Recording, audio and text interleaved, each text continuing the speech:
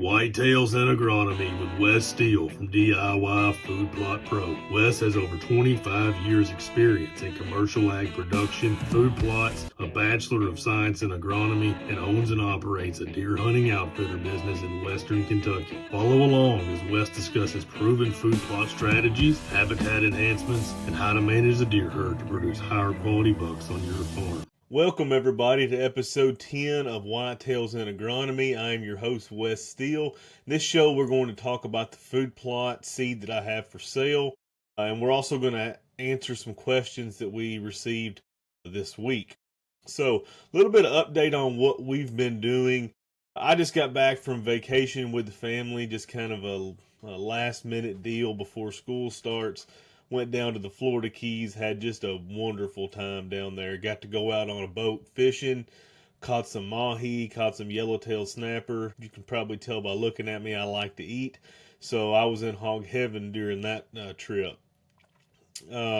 Also opened up the Food Plot Seed Company last week, and it's been a lot of work trying to get that going and up and running and dealing with the logistics. And so I got my first orders, and I'm so thankful for you guys that have ordered from the company. Really appreciate the support that you guys are giving me. So thank you so much for that. I've got a big giveaway going on Facebook right now. You can go to my Facebook page, DIY Food Plot Pro. We're giving away a pair of muck boots, a Yeti Rambler, and a DIY Food Plot Pro t-shirt. So if that's something that you would like to be entered, go to my Facebook page, DIY Food Plot Pro, and you can read how to enter that. Basically, you just got to like it and comment 3 friends and share the post. Pretty simple and easy. We're going to draw for it the first week of September. So if that's something that interests you, you should definitely go over there and click on that. I've been out on the farms working this week, prepping stands, doing what I call final prep. So I do the majority of my prep in the spring. So I go out and I'm, trimming big limbs, anything that I see during that time of the year. I'm trying to get all the major stuff done at that point. So this time of the year, I'm kind of going back and I'm looking for any small branch that might have grown into a shooting lane or trees that might have fell in travel corridors. My gosh, I've had a bunch of those this year with all the storms that we've had. So it's been quite a bit of work over the last 2 or 3 days getting all these stands kind of ready to roll for the fall. I've also been picking up sticks along my access routes. Those are small, minute details that I think play a big role in if we're successful in hunting whitetails or not. A lot of my stands are very close to bedding, and a stick breaking under your shoe can be the difference between a whitetail knowing you're there and not knowing you're there. I try to pay attention to the small details and try to get some of the sticks and some of the debris out of the way. I sprayed some past to go into my stands to make it a little quieter, a little easier to get to, especially in the dark. Also been putting out all my mock scrapes. A lot of those were already there for the year. Just going back and taking a little bit of my preorbital gland and spreading on that and kind of getting that back started again. We're about a month before I expect these bucks to show up. I'm getting pictures of a lot of these bucks right now. I know where they're at, but some of them I don't. Some of them are various miles away, and they'll just show up in the fall.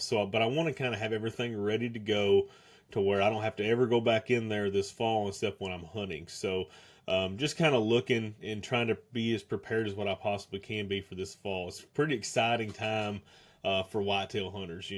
We're starting to shoot our bows and we're getting everything ready and getting our gear ready. So exciting time to be a whitetail hunter. How do the plots look right now? They look pretty solid from what I'm seeing.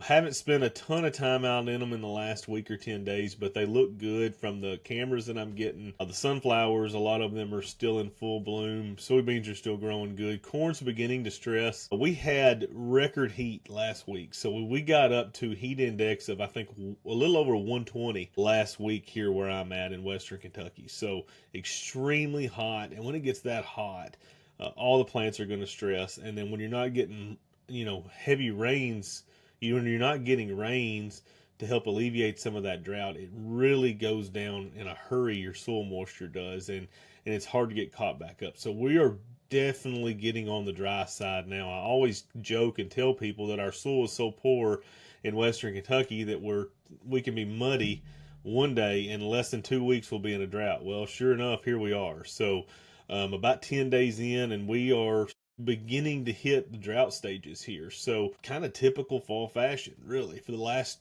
3 to 4 years, we have had this exact weather pattern where it's rained all summer long, and then about somewhere in August it just shuts off, and then very little rain for the fall months. So really makes those fall food plots really difficult to get in and get those planted when we're not getting this rain that we should be getting. One of the farms has a spring that, I mean, it doesn't dry up a awful lot. Most years, this thing has some water running in it, and I drove my Can-Am down the middle of it the other day. There was zero water where I was at on that farm. So that heat really did a number on moisture in the ground last week, and it zapped a lot of moisture out of the ground. So we are kind of enjoying some cool weather right now. It's been in the 80s the last 3 or 4 days, and I think that's really helped the food plots hang on. If they were still in that 100 degree, 110, 115 degree heat index, I think we would really, really be suffering right now. But fortunately, the heat dome kind of moved away from us, and we're in some cooler weather, and it's got plots hanging on and doing okay. So as many of you know, we are now live selling food plot seed on www.diyfoodplotpro.com. But I wanted to take a few minutes and talk about the products that we have for sale and kind of give some real life applications for these, where you should put these, and some of the nitty gritty details that we started this channel about, right? Because that's the reason that I started DIY Food Plot Pro, was to give those nitty gritty details to help folks have more successful plots and help them to have more deer on their land because of their plots are more successful. So I wanted to kind of go over some of those things. I also wanted to point out the importance of the product and the pounds of products that are going into a lot of these food plot mixes. My mixes are all between 20 and 25 pounds. And the reason that they are is because of what I have studied and what I have learned. I think the buyers can get the most bang for their buck in that price range. It's not because that's the most convenient size for me. It's not because that's the easiest to ship. That's not because of many of these other reasons. It's because I think the buyers can get the most bang for their buck in this pound range, 20 to 25 pounds. You know, you see a lot of companies that are offering free shipping on food plot seed, or $9.99 flat rate shipping.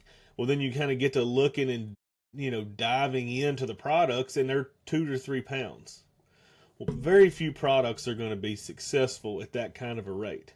Okay, that's not something that I want to recommend to somebody, is to try to cut these rates back so that they can save on shipping cost. I think shipping cost is a real concern for anybody in business. It is for me as well.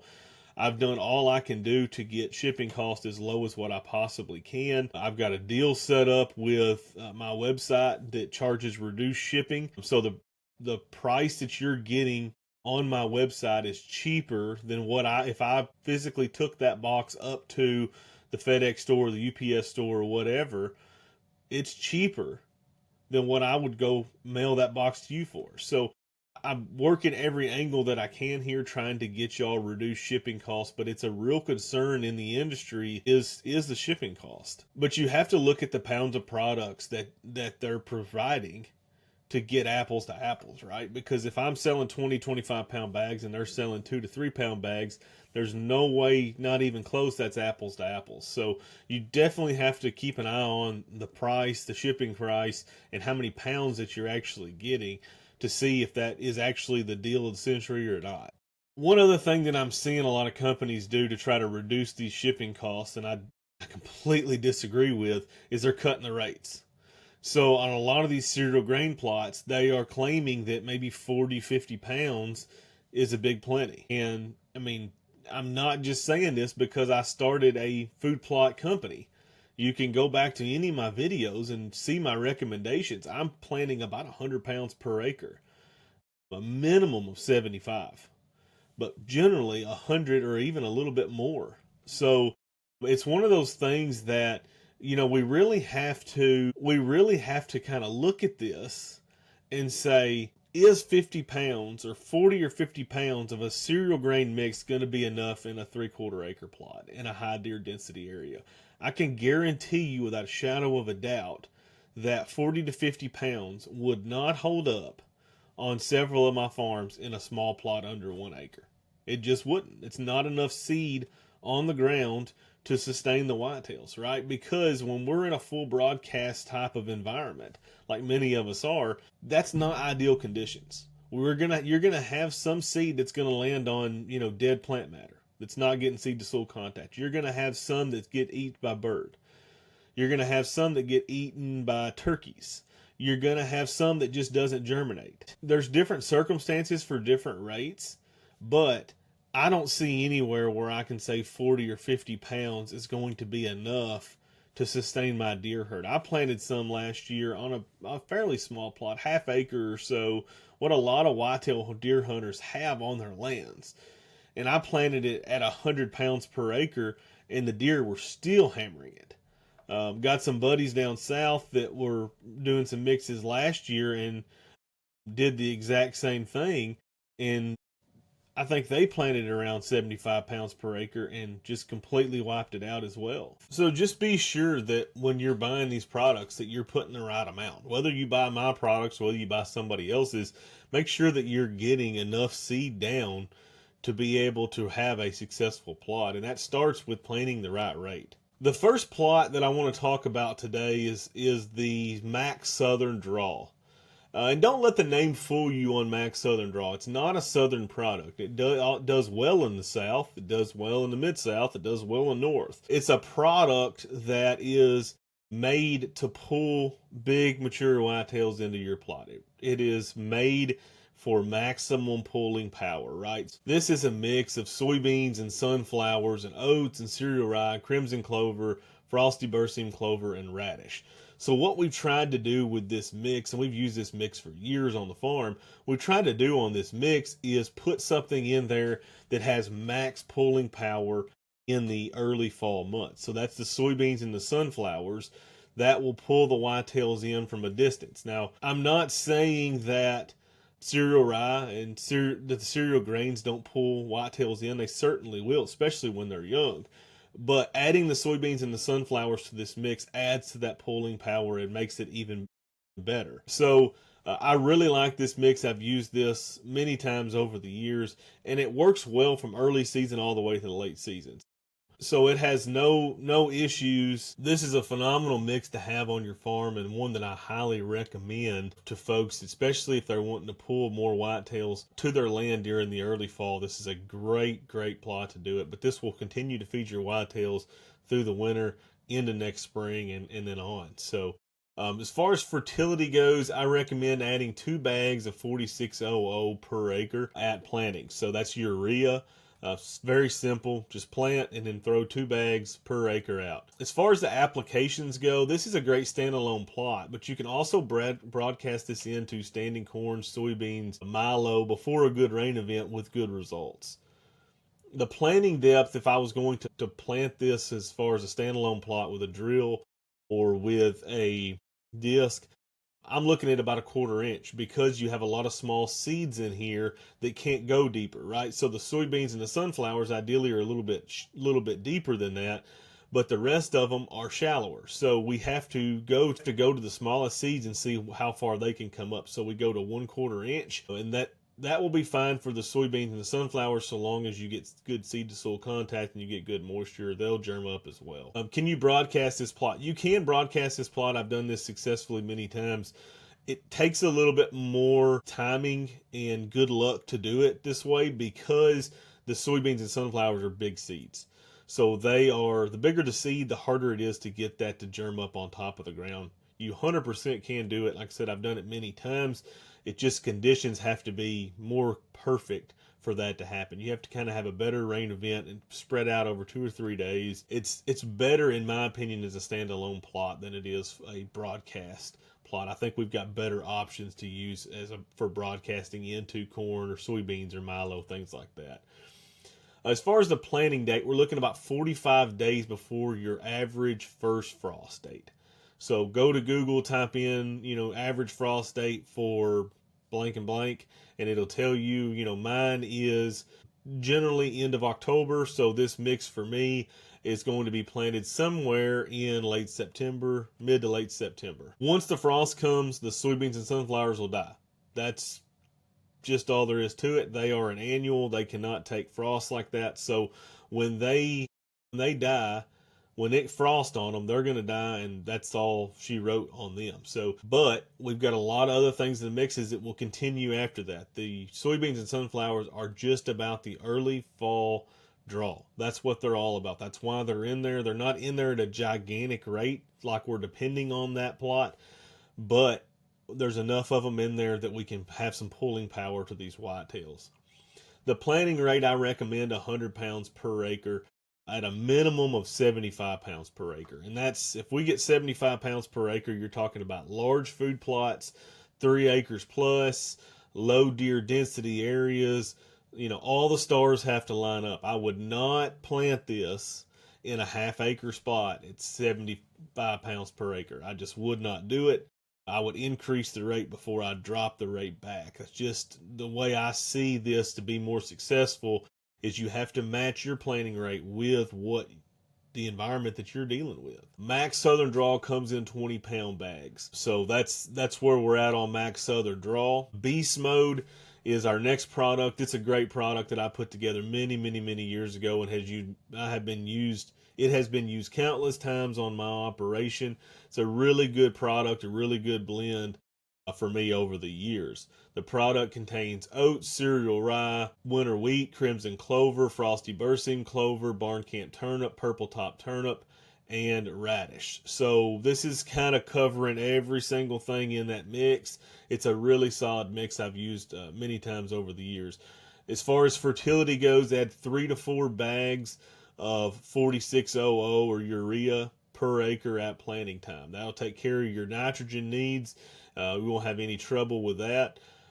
Application, this is a really good plot for broadcasting. You can also use it as a standalone plot, and I've used it as a standalone plot many times, but this is a really good plot at broadcasting into, you know, standing corn, standing soybeans, anything like that. It's one of my favorites for this because a lot of these seeds are really small. They germ up and you have a lot of success as long as you get some rain and you have seed to soil contact. You have a lot of success in broadcasting this mix into those other food plots. Before we get too far into this, let me just talk about seed to soil contact first. If you don't have seed to soil contact, you can't broadcast anything. Seed to soil contact is critical. So if you are spreading seed out on a ton of dead grasses that's made a huge thatch layer and seed cannot get down to the ground, it doesn't matter how much you put out there, you're not going to get a stand because you don't have seed to soil contact. The seed and the soil need to be together as one. The seed needs to be sitting on top of the soil. Ideally, there's some thatch on top of that.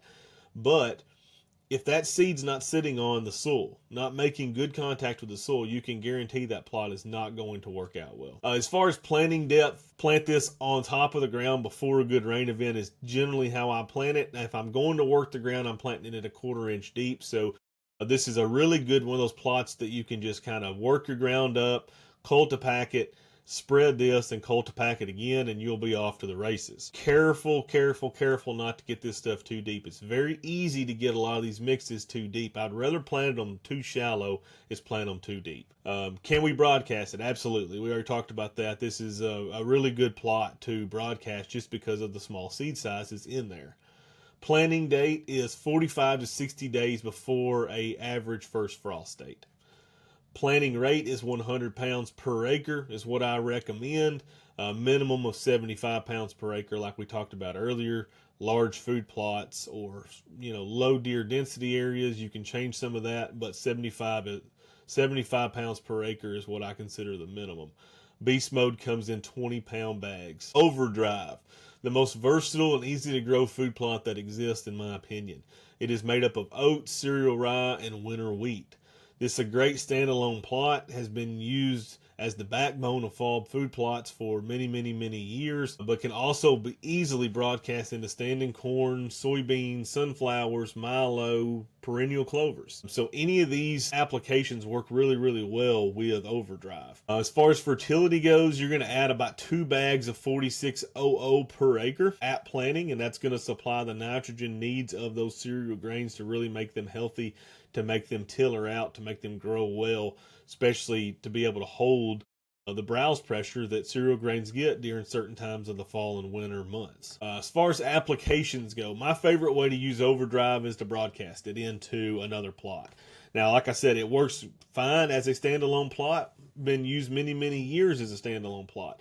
But for me, I generally like to put Overdrive into an environment where there's already other food sources. So I'm kind of mixing things up a little bit. This can be planted north to south, right? Because there is some oats in it, but there's also cereal rye and winter wheat. The oats are going to winter kill far up north. The cereal rye will not. So this can be planted countrywide as far as that goes. As far as the planting depth, I like to broadcast it on top of the ground before rain. If you're going to drill it or disc it up as a standalone plot, we're looking at about a 1/2 inch deep per acre. Like I said, if you're just going to broadcast, you just need seed to soil contact before a good rain event. Broadcast it out there, and you'll be off to the races. I always like to increase my rates a little bit when I'm broadcasting anything because it's not an ideal environment. But if you're drilling or if you're disking, you can probably back down to the lower rate, because that is an ideal environment as long as you're getting your depth right. Can I broadcast it? Absolutely. We already talked about that. You know, the cereal grains are the easiest plots to grow. They will grow anywhere. You know, they're the ones that you often see in somebody's truck bed or on a, boot or whatever, where there's some moisture and some seed. That stuff will germ. So as long as it gets moisture, has seed to soil contact, it will germ and take off. The planting date is 2 to 3 weeks before your average first frost date, or 2 to 3 weeks before you want to start hunting. So for us in Western Kentucky, I really want to start hunting in about late October. It correlates perfectly with our first frost date, which is late October. So generally, I'm planting my cereal grains around the first week of October. So that gives them 2 to 3, possibly 4 weeks to be able to get established and get started growing. Young tender growth's what those whitetails are wanting, and that's a really good plot to have out there. I plant this on every single plot.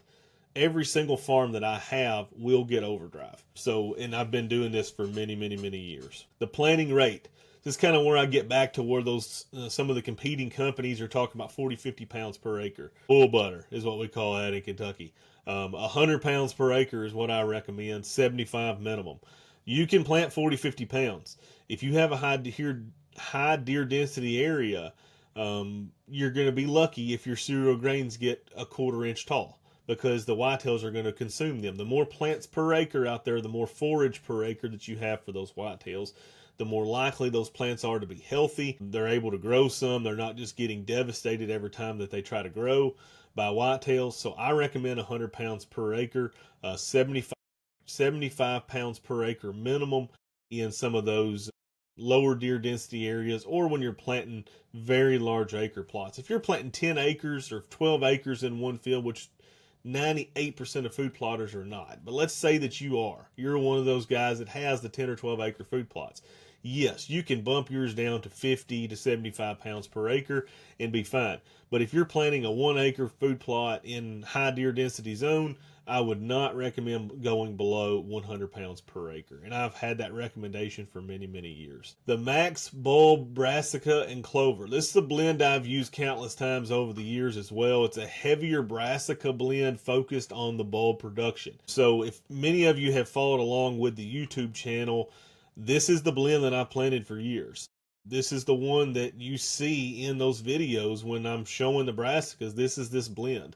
All these blends are things that I've used for years and years on my farm. It's kind of odd, to be honest with you, because I'm not holding this information back, but it's really kind of eerie to be putting your blends out there that you've used for years successfully to the public. So it's kind of a weird feeling, to be honest with you. But anytime that you've seen these food plots on my channel, this is the stuff that I've been using right here. It didn't have that name when I was doing it because I was just doing custom mixes myself, but that's what this is. But it's a heavier blend of brassicas that focuses on making the bulbs.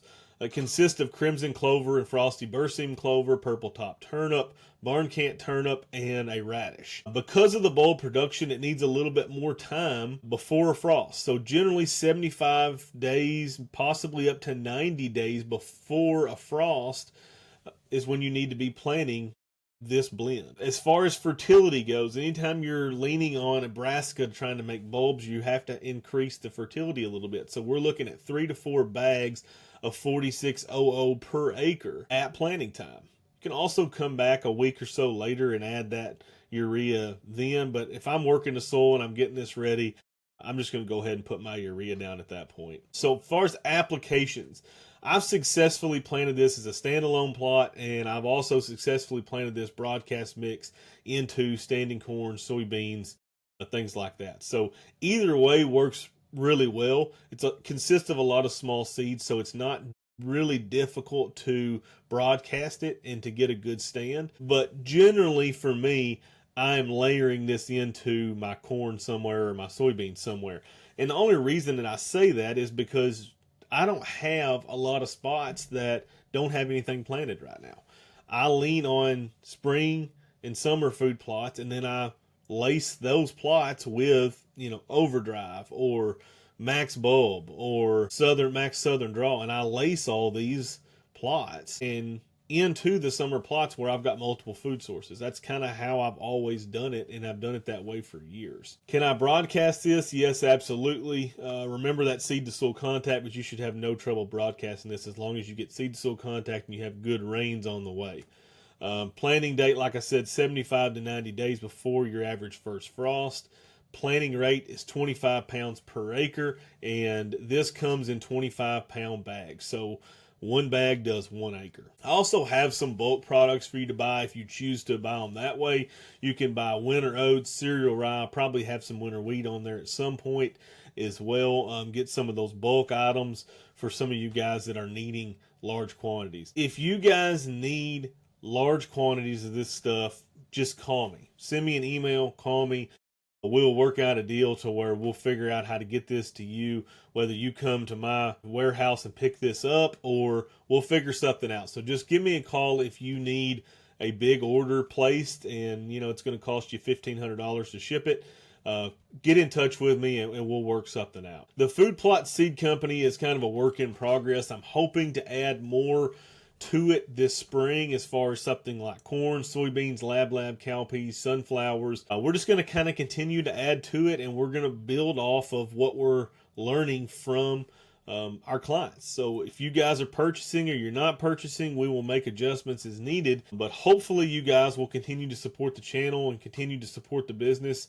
I really appreciate that. It helps us do a lot of these variety trials that we're doing. We're not just another one of these companies that's putting a bag out there and saying, hey, it's Food Plot Seed Mix. We're trying to put a lot of effort and a lot of time behind these products. That stuff costs money though. And so if you continue to support us, I will try my best to keep these variety trials going to where we will continuously learn more and more and more about food plots and nutrition and whitetails and try to give all of us the upper hand at knowing what we need to be planting on the farms. Okay, let's get to our questions. Question 1.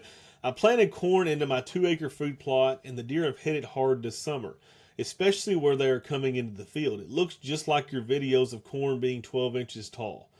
A lot of the corn is still okay, but what do you recommend I do with these spots that have been hit so hard?